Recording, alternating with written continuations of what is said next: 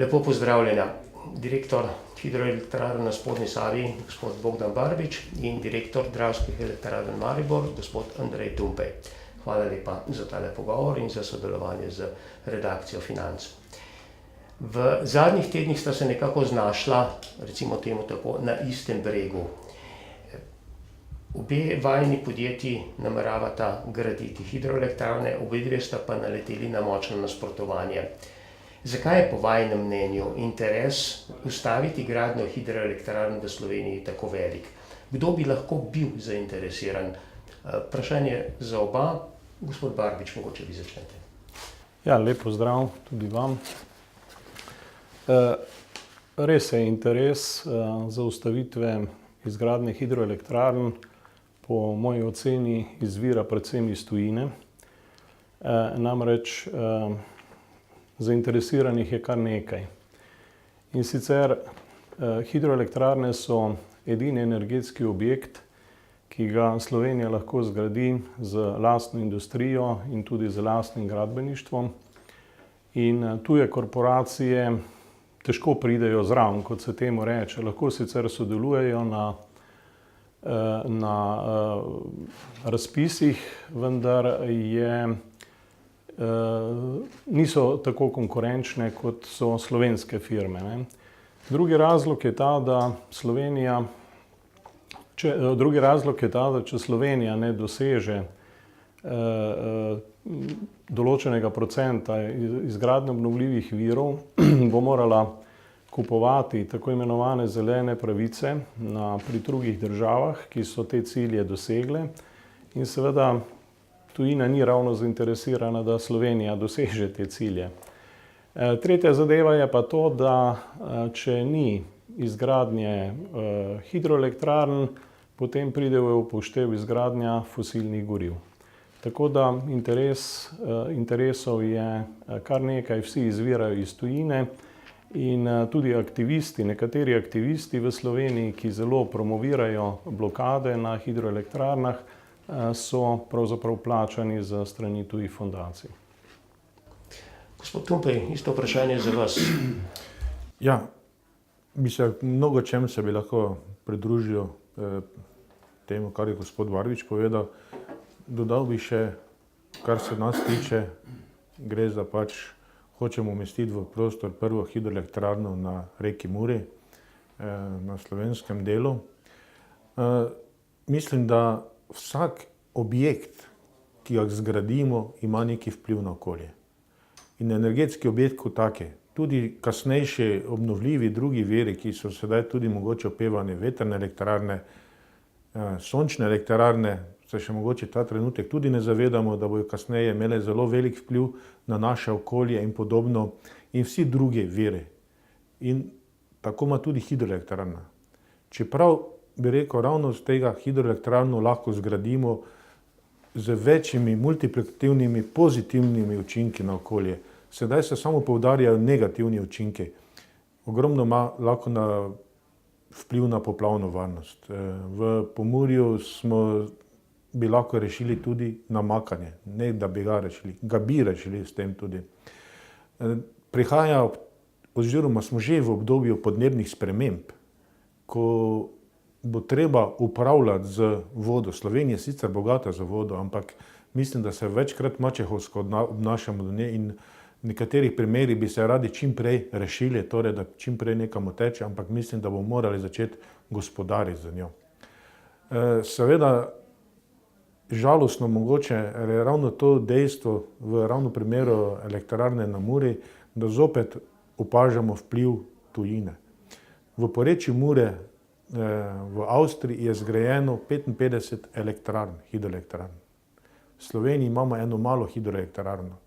In ko zaznavamo, skoraj največji nasprotniki hidroelektrarn so okoljevarstveniki iz sosednje države. In 2 meseca nazaj je bila opravljena javnomnenjska raziskava družbe Valicon, ki je pokazala, da 21% ljudi podpira elektrarno, 14% proti, ostali so neopredeljene. Tudi z različnimi deležniki, ki se pogovarjamo v tamkajšnjem okolju, v bistvu že sprašuje, zakaj je elektrarna ni že zgrajena. Ker dejansko nihče noče niti pogledati si detaljno vseh načrtov in študij, ki so bili v okviru tega narejene, da bi zaznal vse multiplikativne učinke. Vse, ko smo Dravske elektrarne dobili koncesijo, ni bilo to za energetsko rabo, ampak tudi za ekološko sanacijo reke Mure.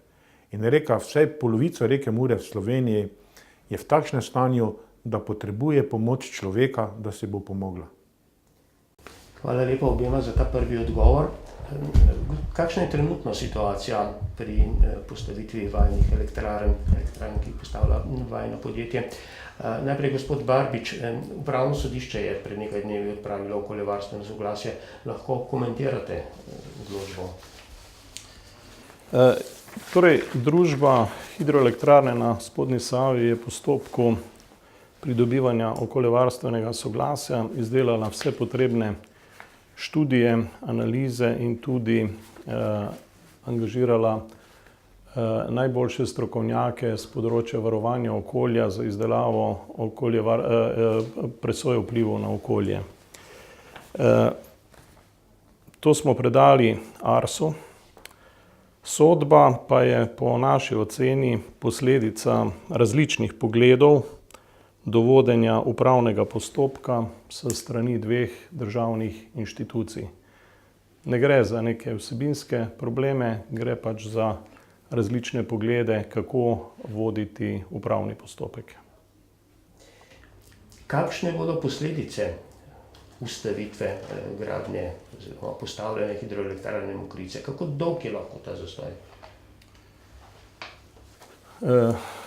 Glede dolžine zastoja je težko napovedati, z ozirom na to, da se stranski udeleženec sistematično loteva zavlačevanja s tem, da ne prevzema pošte, ne prevzema, zadnji dan oddaja pritožbe.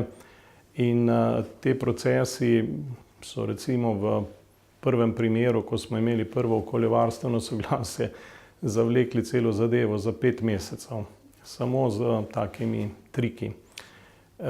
Tako da mi ocenjujemo, da bi v roku kakšnega leta, dni lahko kljub tem zavlačevanjem prišli do končnega rezultata. Boste pa nadaljevali po stari gradbeni zakonodaji ali lahko pridete na novo? Pregledali smo tudi novo gradbeno zakonodajo, vendar bi ta vrnila cel proces za 3 leta nazaj. Zato bomo nadaljevali z tem postopkom, ker kot sem rekel, tu ni vsebinskih problemov, tu so postopkovni problemi. Gospod Tumpej, kakšne pa so razmere glede gradnje hidroelektrarn na Muri v tem trenutku? Ali Dravske elektrarne kakorkoli nadaljujete s postopkom ali je vse zastalo?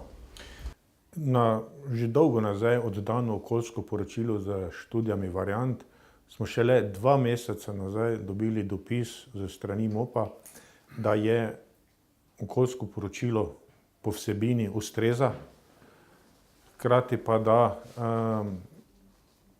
samo z omilitvenimi ukrepi ni sprejemljiva elektrarna kot taka. Mi smo že tedaj pri oddaji samega okoljskega poročila dodali še mapo z izravnalnimi ukrepi, ki so jasno pokazali, da z izravnalnimi ukrepi bi pa elektrarna absolutno celo izboljšala stanje na tem področju. Sedaj smo na nek način v slepi ulici. Kako nadaljevati? Nadaljevati na način z prevlado javnega interesa, čeprav je ta izraz dejansko zelo nekako neposrečen, ker na nek način nikakor nočemo, da bi neki interes na silo prevladal nad drugim. Ker mislimo, da se da in z tehničnimi in ostalimi ukrepi tako napraviti objekt, da bo imel večkratne multiplikativne učinke in to pozitivne, tako na ekosistem, tako na turizem, tako na gospodarstvo, na namakanje, kot sem že omenil, poplavno varnost in podobno. In ti objekti, tako kot so zgoraj zgrajeni v Avstriji, kjer so še sedaj se gradijo elektrarne, mislim, da bi bili več kot dobrodošli na reki Muri in mislim, da bi vsi od tega imeli korist, tako ljudje in tudi narava. Gospod Barbič, družba Hidroelektrarne na Spodnji Savi je postavila že 5 elektrarn. A je bilo 4. Je bilo pri kateri od njih toliko zapletov? Ne, mi smo imeli sicer zelo naporen način usklajevanja z lokalnimi skupnostmi, z lokalnimi tudi ekološkimi društvi. Imeli smo usklajevanje seveda z državnimi inštitucijami in zavodi, kar je zahtevalo svoj čas. Imeli smo tudi usklajevanje za hidroelektrarno Brežice z sosednjo Republiko Hrvaško. Tudi to je zahtevalo svoj čas, ampak niti približno ni bilo takih zapletov, kot so sedaj pri hidroelektrarni Mokrice. Je pa res tudi to, da v tistem času, ko smo mi gradili, tuje fondacije niso imele akcij ustavitve izgradnje hidroelektrarn in niso financirali slovenskih aktivistov pri teh dejavnostih. Gospod Tumpej, pri teh akcijah se pogosto govori o tem, da je na eni strani interes okolja, na drugi strani interes energetike. Kakšen je vaš pogled? Sta to res dva različna interesa? Kakorkoli, energija je bila, pa posebej v bodoče, posebej električna energija bo tista, lahko rečem, stvar, ki bo državo sploh definirala kot državo. Ker država, ki ne bo imela nekje roko nad vse deleže svoje energije kot takšne, mislim, da bo postavljena v zelo neugoden položaj. In mislim, da tega nasprotja med energetiko in okolje, da je to nasprotje bolj ustvarjeno na umeten način. Ker mislim, da lahko najdemo skupne točke, ker ogromni del Slovenije je v Naturi 2000. Smo zelo lepa država. V Naturi 2000 so tudi takšna območja na nek način že degradirana, ki si pač na nek način same ne bi mogli pomoči, ker je pač človek v preteklosti zelo. Mi vemo, da še 100 let nazaj je bila Mura široka tudi po kilometer in več. Sedaj je na tem mestu, ker bi pač bila elektrarna, samo še 80 metrov in to je vse. Rokavi so suhi, poplavni gozd se suši in podobno. In z vsemi ukrepi, ki smo jih ravno pri izgradnji elektrarne predvideli, bi oživili kar precejšnje kilometre teh kanalov, stranskih ali pa rokavov. Poplavni gozd bi zopet lahko zaživel in mislim, da je to nasprotje ali pa nasprotovanje ali povzročeno na umeten način. Marsikdo je tudi si resnično pač misli, da to lahko škodi okolju kot takemu, ker pač ni seznanjen z vsemi dejstvi in marsikdo, bi rekel, to pripravljenost vseh nas, ljudi, da bi radi imeli lepo, zdravo, naravno okolje, marsikdo pa zna to izkoriščati in manipulirati za svoje namene. Vprašanje enako spet za oba. Ali bi se dalo kakorkoli olajšati gradnjo takšnih objektov z nekaterimi sistemskimi spremembami? Kakšne sistemske spremembe bi morali vpeljati v zakonodajo, da bi bilo manj takšnih zapletov? Gospod Barbič, lahko vi. Jaz bi želel morda komentirati še prejšnje vprašanje. Jaz mislim, da je tu večja dilema v tem, ali želimo v rekah imeti ribe, ali morda kuhane ribe, ali tropske ribe. Namreč povečevanje ogljikovega dioksida v atmosferi dejansko zvišuje temperaturo Zemlje. Prihaja do krepkih podnebnih sprememb in če bo šlo tako naprej, če se ne bomo zelo hitro ustavili pri tem nadaljnjem izkoriščanju fosilnih goriv, potem ne bo dileme več, ali bo narava taka ali drugačna, ker bo dejansko popolnoma bolj spremenjena, kot jo spremenijo hidroelektrarne. Hidroelektrarne pa so pri celi tej zgodbi, bom rekel, vir čiste zelene energije, ki dejansko zmanjšuje ogljikov odtis ki izjemno zmanjšuje ogljikov odtis. Kar se tiče pa sistemskih sprememb, ja, gotovo, spomnimo se pred desetletjem ali več, kako je vsak posameznik lahko zaustavil izgradnjo avtocestnega križa za nedoločen čas. Dokler ni bilo spremembe zakonodaje, ki je pravzaprav te stvari uredila in pravzaprav omogočila nek racionalen pristop do tega, so bile težave. Tako da si mi želimo, da je tudi na tem področju potrebno vzpostaviti sistem, ki bo enostavno preprečil zlorabo demokratičnih možnosti zaustavljanja takega procesa. To je bistvo cele zadeve. Država potrebuje na tem področju jasne cilje, ki bi bili tudi medresorsko usklajeni in ki bi veljali za dolgoročno. Dejansko se zadnje čase soočamo z zelo neusklajenimi cilji, ki jih pač so cilj samo posameznega ministrstva ali celo nekega še ožjega dela v ministrstvu posameznem in dejansko potem prihaja do neusklajenih akcij. In kot Slovenija, kot država, če hočemo, ker to so že umeščene hidroelektrarne, je tam zdaj skoraj do 10 let. V tem se že kar nekaj vlad, nekaj politikov menja vse skupaj.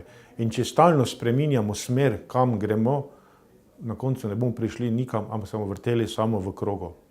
Tako da dejansko najvažnejše je tu jasen cilj, kaj hočemo doseči. Vse na koncu lahko rečemo, ne bomo nič več gradili, ne hidroelektrarn, ne česa drugega, ampak se moramo potem zavedati tudi vseh teh posledic, kako bomo potem naprej s tem živeli.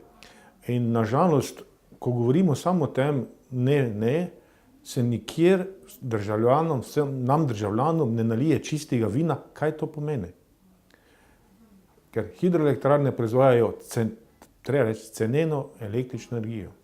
Energija z dravskih elektrarn je ta trenutek tudi 15-krat cenejša od energije, ki dobimo iz sončne elektrarne. In to se treba zavedati v prihodnosti, ker kaj se dogaja? Zaznavamo vse večjo energetsko revščino. Marsikdo bi rekel, pa saj ni temu tako. Kaj to pomeni? Celo podeželja, vsi se sedaj ogrevajo na biomaso, torej na drva, neka sumljive kakovosti. In ker sam sem na podeželju, najprej me zjutraj pričaka dejansko dim, ko stopim čez vrata ven.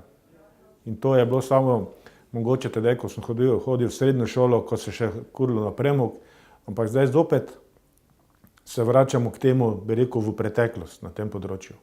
In če bomo tako nadaljevali, bomo kvečjemu še dodatno uničevali na ta način naše okolje, zdravje ljudi in podobno. Problem je v tem, da se stalno eksponira samo ena zadeva, češ elektrarne kot takšne škodijo. Nobeni drugi učinki pa se ne predstavijo javnosti, vse ne tehtno, pa na enak način kot pa samo nasprotovanje. Eden od teh učinkov je tudi, da po zadnjih napovedih Slovenija ne bo dosegla 25% deleža obnovljivih virov v celotni bruto končni rabi energije. Lahko to komentirate v povezavi z ustavitvijo hidroelektrarn, pa mogoče gospod Tompej tokrat. Seveda, že teh 25%, kaj šele kasneje do leta 30, ko mislim, da celo 32%, to je zame čisto ta trenutek glede dogajanja, kaj se dogaja, je čisto fatamorgana.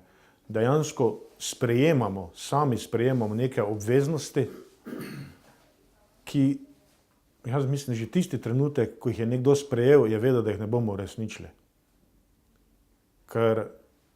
In to je zame eno glavno vprašanje, kako in tudi odgovornost vseh, ki se na ta način odločajo,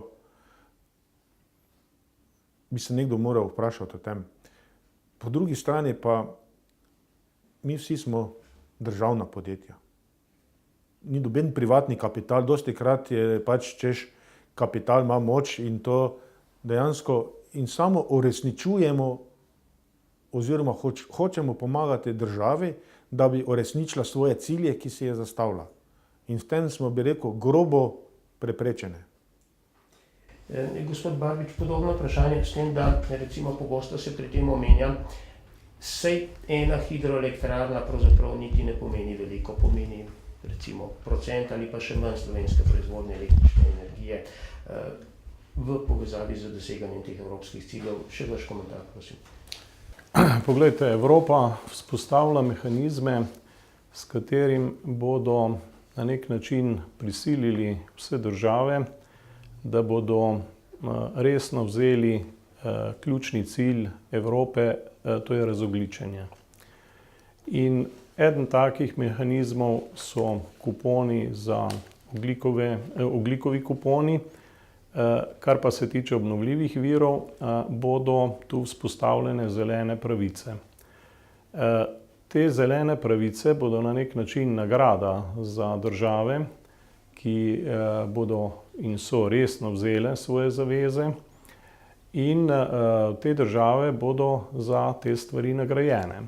Države, ki se zavez ne bodo držale, bodo pač kaznovane. Žal je Slovenija med tistimi, ki bo kaznovana, moramo pa se zavedati, da bo ta kazen seveda se odrazila tudi na položnicah. Zdaj,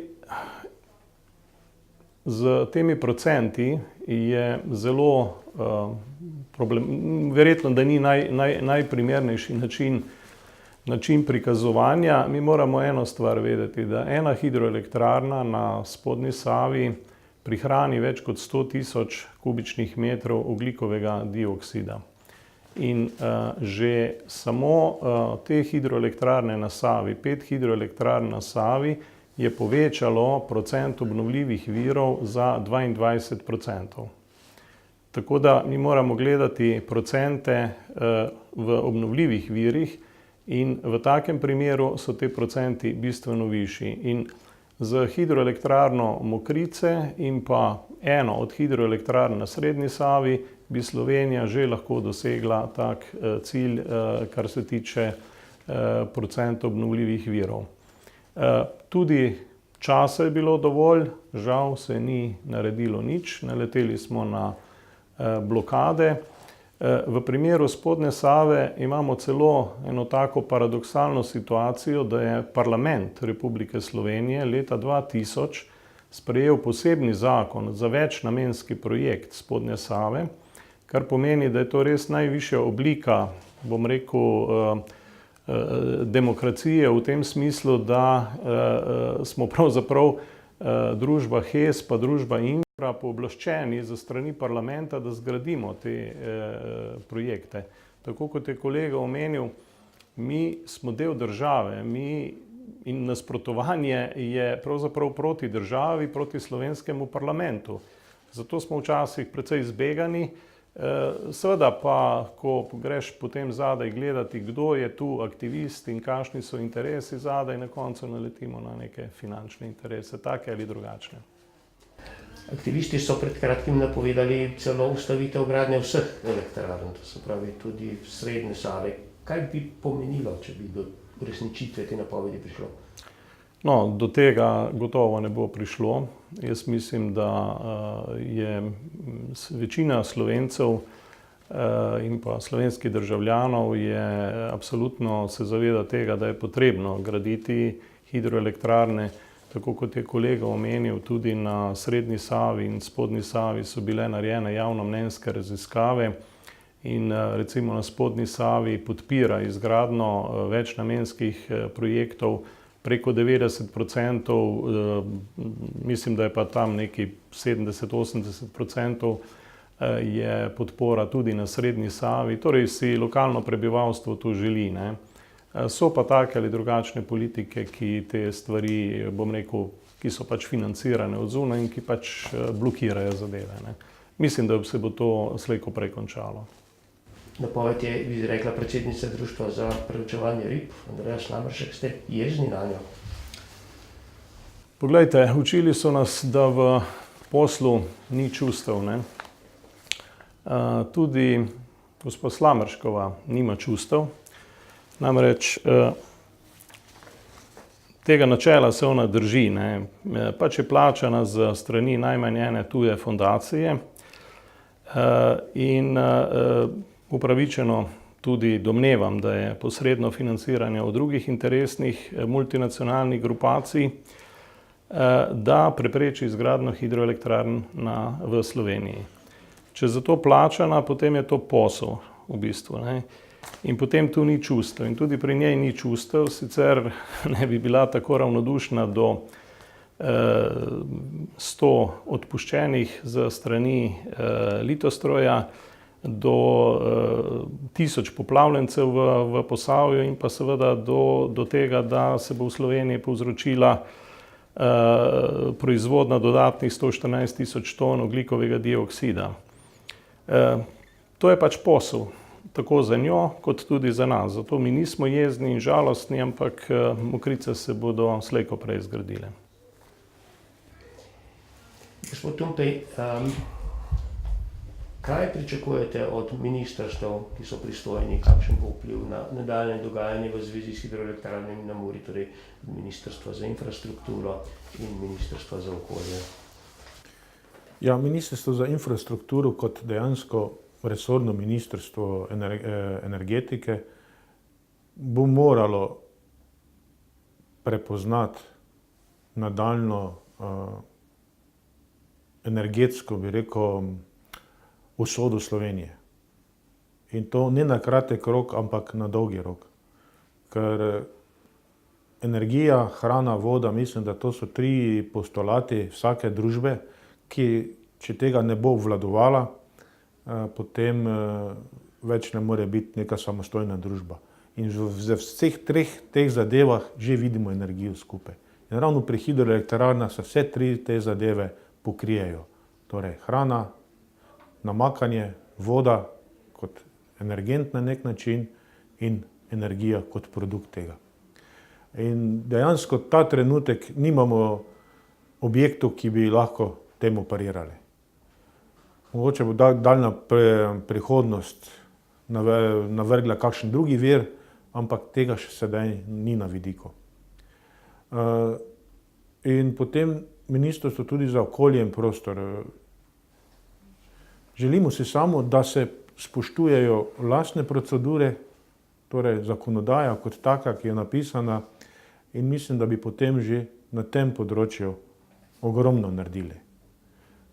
Saj prevečkrat je nekega stihijskega vpliva ze strani, mogoče se včasih nekatere stvari ne upajo ali kakorkoli, ker so pač pod različnimi takšnimi in drugačnimi vplivi. In tudi, ko smo mi oddali okoljsko poročilo, dejansko bi moral odziv na njega bi mogli doživeti v 3-krat ali 4-krat krajšem času, kot smo ga. In že to kaže na neko nekonsistentnost nekaterih dejavnikov. Ministrstvo za okolje nam je podelilo koncesijo, ki bi jo pač sedaj na nek način se odvzela. Tudi pričetek državno-prostorskega načrta se začne na tem ministrstvu in težko potem govoriti, da nismo delali po pravilih. Če se vsi bi držali pravila, mislim, da bi potem lahko bilo več strank, ki smo v to zapleteno zadovoljni. In bi bil tudi uspeh zagotovljen in objekti bi bili na koncu tudi takšni, ki bi dejansko bili zaželjeni v okolju in bili prepoznani kot zelo koristni za okolje. Kakšna pa je vaša ocena nove gradbene zakonodaje? Bo po njej lažje graditi kot po stari? To je zopet tako, da v Sloveniji, bi se rekel tudi v prometu, samo sprejemamo zmeraj ostrejše, bi rekel, kaznovalno politiko, ampak nažalost, če tako, ko se s kolegi pogovarjam, v Avstriji, ko so dosti manjše kazni za hitrosti, počasneje vozijo kot v Sloveniji, ker se pač problematika je nadzor, upoštevanje zakonodaje, tako da sama zakonodaja kot sprejeta še ni zagotovilo, da je lahko neka stvar uspešnejša. Nažalost. Kakšno pa je, gospod Barbič, vaše sodelovanje z Ministrstvom za okolje? No, mi sodelujemo s tem ministrstvom že več kot 15 let in smo si ustvarili sliko, dokaj dobro sliko o tem ministrstvu. Tam so v bistvu ene 3 skupine ljudi, ne. Večina je delovnih, strokovnih, s katerimi se da zelo lepo sodelovati. Potem je skupina ljudi, manjša skupina ljudi, ki na vsako prošnjo, na vsak predlog prvo rečejo ne. To se ne da, to ni mogoče in tako naprej. Potem traja nekaj časa, da se bodisi jih prepriča ali pa ne. In potem je tretja skupina, bom rekel, ljudi, ki pa so bolj negativni ali pa kot pa pozitivni. Verjetno tudi zaradi tega, ker ne želijo, da jim kdorkoli povzroča neko delo. Zdaj, dosti je odvisno, obnašanje tega ministrstva je potem dosti odvisno od tega, kakšen minister ali ministrica je, ne. Če gre za pozitivnega človeka, potem seveda prevlada ta pozitivni del, če gre za negativnega človeka ali gospo, potem v takem primeru pride do izraza bolj ta negativni del, ne.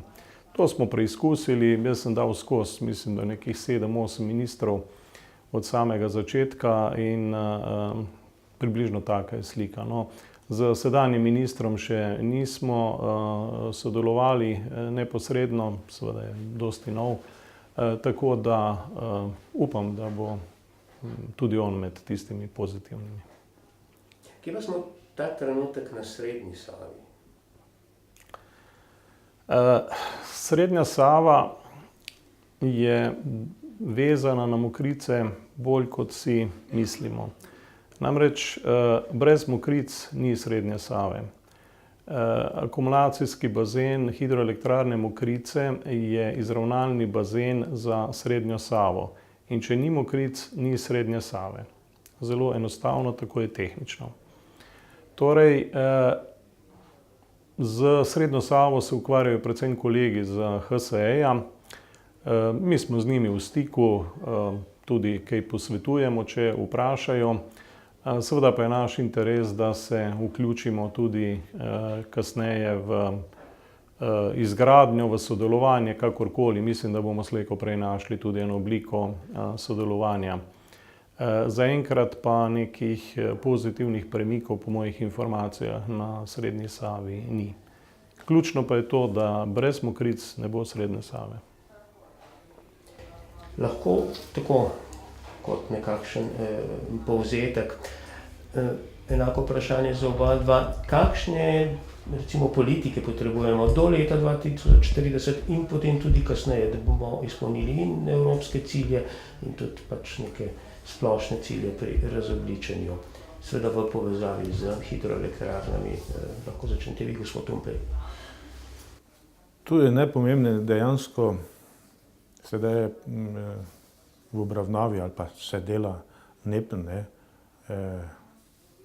tukaj vidimo, da si moramo ravno za ta leta načrtati pot, po kateri hočemo. Oziroma, mogoče niti toliko ne pot, ampak cilj. In to realen cilj, ki si bi ga sami sebi postavili, ne da je ta cilj diktiran nekje od zunaj. Ker z cilji, ki so diktirani od zunaj, že sedaj vidimo, jih ne dosegamo. Dejansko si moramo svoje realne cilje postaviti in potem za njimi tudi stati. Pred nami so ogromni izzivi. Ta trenutek še vsa slovenska energetika ali pa tale udobnost dostopa do energije, bolj ali manj so zaslužni naši predniki, skoraj, lahko temu rečemo. Mi, sedanja družba, Slovenija kot taka, je tu zelo malo še naredila. In je tu ključnega pomena, da prepozna energetsko neko neodvisnost kot en temeljni temelj družbe za prihodnje, ker vse več, čisto realno rečeno, posebej zdaj pri energiji, ko govorimo o električni energiji, govorijo o učinkoviti rabi energije. Ampak kaj se zgodi? Pri učinkoviti rabi energije se zelo poveča poraba električne energije. Samo en čisto enostavni primer. Za vgradnjo toplotne črpalke, za ogrevanje hiše, 3-krat zmanjšamo porabo energije. Smo pa skoraj, če smo običajni porabniki, za 100% povečamo porabo električne energije v gospodinjstvu. Naslednja je e-mobilnost. Tudi tam bomo lahko zelo zmanjšali. Ampak poraba električne energije na gospodinjstvu se bo zopet povečala. In dejansko bo energija, ki je sedaj neki marginalni strošek, postala nek glavni strošek posameznega gospodinjstva. In tega dejstva se kot državljani mislim, da vse premalo zavedamo. In preveč lahko nasedamo vsem ostalim, ki govorijo, energije zunaj je dovolj. Da, dovolj je mogoče, ampak do tistega trenutka, ko nekdo od zunaj vidi, da imaš ti še lastne vire. Ko se pa nekdo spozna, da ti več nimaš lastnih virov, bo ta cena te energije imela čisto nekaj druge številke, kot jih ima sedaj. Gospod Barbič, podobno vprašanje, s tem mogoče kakšna mešanica, kakšna energetska mešanica bi bila za Slovenijo najprimernejša za doseganje teh ciljev? Jaz sem razumel, ko ste vprašali, kakšne politike potrebujemo, to kot osebe, bi rekel, pogumne in odločne, potem bomo tudi kaj dosegli. Drugače se povsem strinjam z tem, kar je kolega povedal. Drugače pa, glejte, mešanica obnovljivih virov je vezana tudi na predvsem na naravne danosti. Ne. Pri hidroenergiji jo imamo na razpolago 8760 ur na leto, torej celo leto 24 ur na dan. Pri vetrni energiji v najboljšem primeru pridemo nekje do te energije, ki približno do 3000 ur razpoložljivosti energije. Pri sončnih elektrarnah je ta številka okoli 1000 ur. In seveda, se pravi, za eno hidroelektrarno rabimo 8-krat oziroma skoraj 9-krat več sončnih elektrarn. Pri tem, ko začnemo to delati izračune, pridemo do takšnih površin, da je to pravzaprav že neizvedljivo. Ne? Tako da zaenkrat imamo tudi pri obnovljivih virih prevladujočo energijo iz hidroelektrarn in mislim, da bi to moralo ostati in tudi bo ostalo tudi v bodoče. Jasno, da se bodo višali procenti sončne energije, ki je izjemno nepredvidljiva in zato mi na HES osnujemo tudi eno varianto, da bi sončne elektrarne na brežinah vključili v delovanje hidroelektrarne in izkoristili akumulacijske bazene kot baterije za te sončne elektrarne. Tako da bo potrebno biti tudi pri teh novih pristopih precej inovativen, če boš želel, da bodo stvari konkurenčne. Sicer bo v nasprotnem primeru, takrat, ko bo sijalo sonce, bo elektrike preveč in bo zastoj in celo plačevati jo bo potrebno, ko pa bo seveda sredi zime problem z soncem in energije ne bo, bodo cene pošastne. Ne? Kakorkoli pa gledamo, samo z obnovljivimi viri Slovenija niti približno ne bo mogla izpolniti svojih potreb, tako da bo ključna zadeva, po moji oceni, če bi jaz lahko to odločil, bi zgradil še eno jedrsko elektrarno. Še zadnje vprašanje. Imate zelo podobne izzive, podobne težave, iščete podobne rešitve. Kako boste vajeni podjetji sodelovali v prihodnje? Gospod Tumpej? Naši podjetji so zelo dobro sodelovali že v preteklosti. Vse Dravske elektrarne imamo čez 30% deleža v elektrarne na spodnji Savi, kakor tudi našo tehnično osebje že sodeluje pri izgradnji, posebej pri preizkušanju, spuščanju opreme v pogon že od prve elektrarne, ki je bila zgrajena na spodnji Savi. Tako da tole sodelovanje je odlično, prav tako si tudi sprotno izmenjujemo izkušnje. Saj vemo, da v neki sinergiji lahko dosežemo dosti več in ne vidimo ovir, da tudi v bodočnosti ne bi bilo temu tako. Gospod Barbič. Dravske elektrarne imajo več kot 100-letno tradicijo, tako da mi to tudi koristimo, mi smo tu mladeniči v primerjavi z njimi. Ampak kakorkoli tehnični timi zelo dobro sodelujejo, mi tudi potrebujemo dravske elektrarne, ne samo kot solastnika, ampak seveda tudi kot tehnično podporo pri določenih fazah izgradnje, zaradi tega, ker so se pač izkazali kot zelo zanesljiv partner, ki izjemno dobro obvladuje tehnologijo. In to je za nas tudi eno veselje, da lahko sodelujemo naprej. Tako da, kar se tiče energetike, kljub temu, da včasih se morda kje bere po časopisih o kakih nasprotovanjih in tako naprej, bom rekel, naši dve firmi in pa na nivoju operative vedno v energetiki vsi dobro sodelujemo. In verjamem, da bo tako ostalo tudi v bodoče. Hvala lepa obema za tale pogovor. Veliko uspehov vam želim in čim manj izzivov pri postavljanju novih hidroelektrarn.